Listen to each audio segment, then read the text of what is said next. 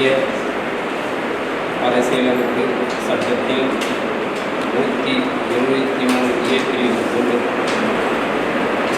சந்திரசேகர் ஆகிய நான் சமன்பாடு சட்டமன்ற பேரவையில் உள்ள இடம் ஒன்றை நிறுத்துவதற்கு வேட்பாளராக நியமிக்கப்பட்டுள்ளதால் சட்ட விதிகளுக்கிணங்க நிறுவப்பட்டுள்ள இந்திய அரசியல் அமைப்பின்பால் உண்மையான நம்பிக்கையும் கட்டுப்பாடும் கொண்டிருப்பேன் என்றும் இந்திய நாட்டின் முதல் ஆட்சியையும் பெரும்பான்மையுடன் நிலைநிறுத்துவேன் என்றும் ஆண்டவன் மீது சூடு வைத்து உறுதி கூறுகிறேன். தமிழ் தேசிய அரசியல் கூட்டமைப்பின் தலைவர் எங்கள் பாவலர் மு. ராமச்சந்திரன் ஐயா அவர்களுக்கு நன்றியை தெரிவித்துக் கொள்கின்றேன். தமிழ் தேசிய கூட்டமைப்பு அரசியல் கட்சியின் சார்பாகவும் நன்றியை தெரிவித்துக் கொள்கின்றேன். தமிழர் தன்னுரிமை கட்சியின் தலைவர் பாவலர் மு. ராமச்சந்திரன் ஐயாவுக்கும் வணக்கத்தை தெரிவித்துக் கொள்கின்றோம்.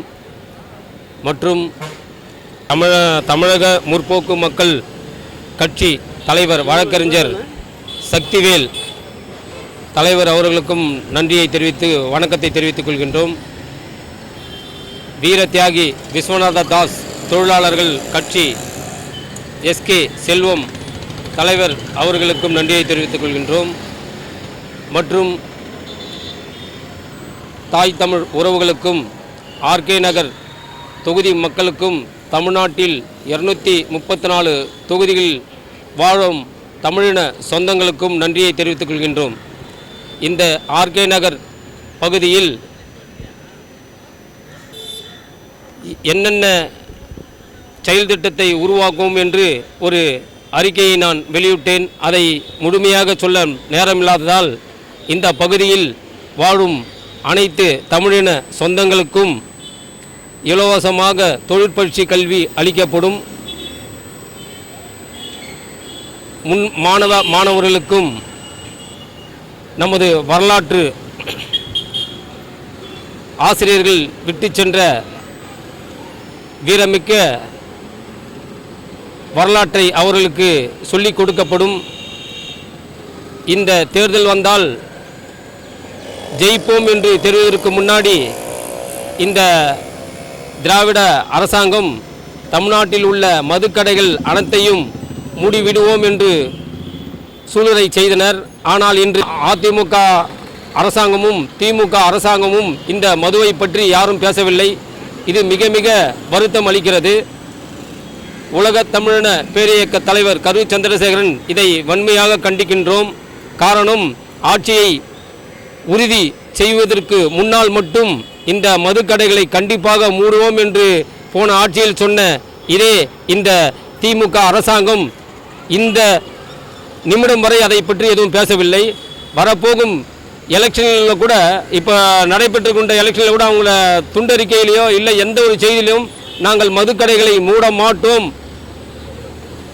என்று எங்கேயும் மதுக்கடைகளை நாங்கள் ஆட்சிக்கு வந்தால் மூடுவோம் என்று எங்கேயும் அவர்கள் சொல்லவில்லை. ஏனென்றால் இந்த சாராய ஆலைகள் எல்லாம் திமுக ஆட்சியாளர்களும் அதிமுக ஆட்சியாளர்களும் பணமிக்க தொலைநோக்கு 20 ஆண்டு காலமாக அரசியல் செய்து வரும் பெரும் முதலாளிகளுடைய தொழில் சாராய தொழிற்சாலைகளாக உள்ளது. அதனால் இதை யாரும் வாய் திறந்து எந்த கட்சியும் சரி, இப்பொழுது தமிழக வெற்றி கழகம் அந்த கட்சியை சார்ந்தவர்கள் கூட இந்த சாராயம் நாங்கள் ஆட்சிக்கு வந்தால் சாராயத்தை முழுமையாக தமிழ்நாட்டிலிருந்து எடுக்கப்படும் என்று தமிழ்நாட்டில் உள்ள எந்த ஒரு கட்சியும் அறிக்கை விடாதது மிகவும் வெட்கக்கேடு. ஆட்சி பிடிப்பதற்கு முன்னால் மட்டும் அறிக்கை விடுகின்றனர். ஆனால் இந்த ஆண்டு 2026 தேர்தல் அறிக்கையில் எந்த ஒரு கட்சியும் சொல்லாதது மிகவும் மிகவும் இந்த தாய்கோலத்தினுடைய சாபமாகவே இந்த 2026 தேர்தல் களம் அமையும். ஒவ்வொருவரும் இந்த சாராய போதையினால் அவர்கள் குடும்பம் எவ்வாறு சிதைவு விட்டது என்பது நம்மால் கண்ணால் பார்க்க முடிகிறது.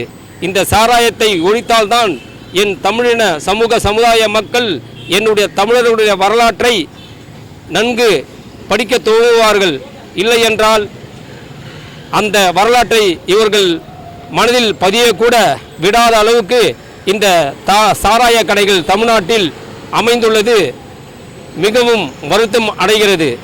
எனது தலைவன் மேதகுவே பிரபாகரன் அவர்கள் விட்டு சேர்ந்த அந்த தமிழர்களுடைய நிலையையும் அந்த தமிழ் மண்ணில் நடந்த ஈழப் போராட்டத்தில் நடந்த இனப்படுகொலையையும் நான் இன்று வரை அதை மறக்கவில்லை. எங்கள் ஐயா பாவலர் மு. ராமச்சந்திரன் அவர்கள் வழிகாட்டுதலின்படி இந்த 8 ஆண்டு காலமாக இந்த தமிழ் தேசிய அரசியலை முன்னெடுத்து அதற்கான தீர்வுகளை ஐயாவின் தலைமையில் செய்து கொண்டு வருகின்றோம். எங்களுக்கு பணம் வசதி இல்லை, பொருளாதார வசதி இல்லை. ஏன் என்றால் தமிழர்கள் என்ற ஒற்றை தன்னம்பிக்கை உள்ளது.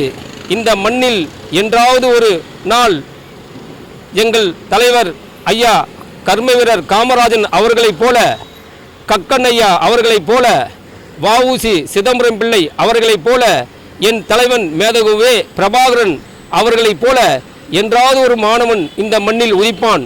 என் தமிழ்நாட்டில் உள்ள அனைத்து பொருளாதாரத்தையும் அவர்கள் கையில் எடுப்பார்கள்.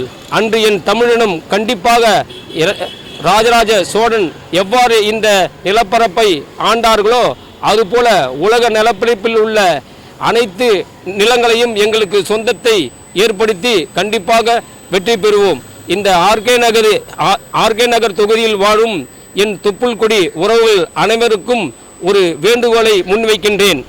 நான் பிறந்த குடி அகமுடி பட்டம் அகமுடையார், தமிழர் குடி முதலியார். இங்கு ஏனைய சமுதாயத்தினரும் வாழ்கின்றனர்.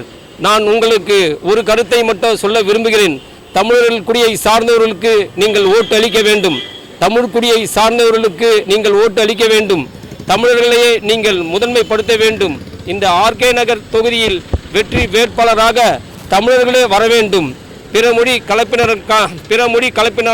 கலப்பினால்தான் நாம் வீழ்த்த போட்டோம். பிற மொழிக்காரர்கள் யார் இருந்தாலும் நீங்கள் அவர்களுக்கு துணை நின்று செய்யும் ஒரு சிறு உதவியாலே தான் இன்று நம் தமிழ்நாட்டில் பல்வேறு பொருளாதார பின்னடைவை அடைந்துள்ளோம். ஆந்திரா எடுத்துக்கொள்ளுங்கள், கர்நாடகா எடுத்துக்கொள்ளுங்கள், கன்னடம் எடுத்துக்கொள்ளுங்கள். அங்கு யாராவது ஒரு எம்எல்ஏவாகவோ நாடாளுமன்ற உறுப்பினராகவோ அல்லது கவுன்சிலராகவோ அல்லது ஊராட்சி மன்ற தலைவராகவோ வர முடியுமா? இல்லை, வர முடியவில்லை. ஆனால் என் தமிழ்நாட்டில் மட்டும் பிற மொழி பேசக்கூடிய அனைத்து சமுதாயத்தை சார்ந்தவர்களும் இங்கு எம்எல்ஏ, எம்பி மற்றும் உயர் பதவிகளில் எல்லாம் வகிக்கின்றனர். இதை மாற்ற வேண்டும். ஆர்கே நகர் தொகுதி மக்கள்களே, நீங்கள் தமிழர் குடிகளை சார்ந்தவர்களுக்கு ஓட்டளியுங்கள். தமிழ் தேசிய கூட்டமைப்பு அரசியல் கட்சியின் ஒருங்கிணைப்பாளர் கரு சந்திரசேகரன், எங்கள் தலைவர் பாவலர் மு. ராமச்சந்திரன் அவர்கள். நாங்கள் தமிழக முற்போக்கு மக்கள் கட்சியின் சின்னமான தீப்பெட்டி சின்னத்தில் தலைவர் வழக்கறிஞர் சக்திவேல் அண்ணன் அவர்கள் தலைமையில் இந்த தேர்தலை சந்திக்கின்றோம். உங்களுடைய பொன்னான வாக்குகளை தீப்பெட்டி சின்னத்தில் அளிக்குமாறு இரு கை கோப்பி வேண்டி கேட்டுக்கொள்கின்றோம். கரு சந்திரசேகரன், எனது பட்டம் அகமுடையார், இனம் தமிழ்குடி இனம் முதலியார். எனக்கு சாதி பிளவு என்பது எனக்கு கிடையாது. இருந்தாலும் தமிழ்நாட்டில் உள்ள 160 சாதி பிரிவுகளும் என்னுடைய தொப்புள்கொடி உறவுகளே. தமிழினம்தான் என் முதன்மை சாதி. அதனால் யாரும் என்னை தவறாக நீங்கள் கருத வேண்டாம். என் குடியை நான் சொல்வதில் நான் பெருமைப்படுகின்றேன். தமிழ் வாழ்க, தமிழர் வாழ்க, தமிழர் சமுதாயம் வாழ்க, தமிழருடைய இறையாண்மை வாழ்க, தமிழருடைய பொருளாதாரம் வாழ்க, தமிழருடைய மாணவர் மாணவிகளுடைய ஒற்றுமை வாழ்க. வாழ்க வாழ்க வாழ்க, தமிழர் வாழ்க.